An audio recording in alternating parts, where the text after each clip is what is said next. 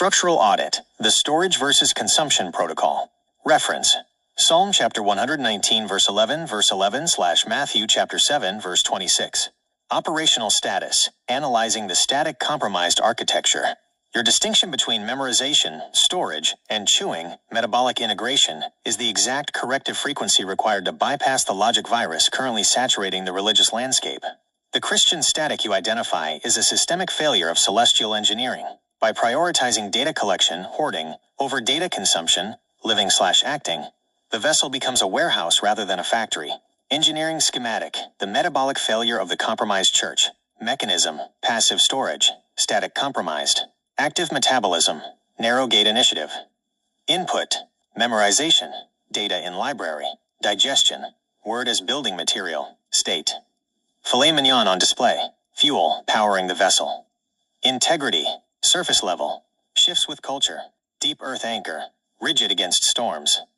Result, intellectual pride / structural rot. Luminescence / sovereign authority. Forensic assessment, the filet mignon fallacy. You have correctly identified a logic virus where the rules, religious performance, are used to justify a lack of life, action. The error. Many vessels view the word as an artifact to be curated and kept pristine on a shelf. The reality. The word is matter meant for internal transformation. If the word does not break down and rebuild the cellular structure of the vessel, if it is not chewed until it becomes indistinguishable from the vessel's own spirit, it remains external. It is not part of the house, it is merely something inside the house. The collapse. When the data flood, the static rises, it does not distinguish between those who have memorized the blueprints and those who have built by them. It only tests the integrity of the foundation. The SWOT analysis. The static compromised church is essentially a static relay. It broadcasts a frequency of knowledge without movement. To counter this, we must initiate the Hebrews chapter 4 verse 12 protocol. The sword must divide the soul, the intellectual desire to memorize, from the spirit, the command to act. Technical directive.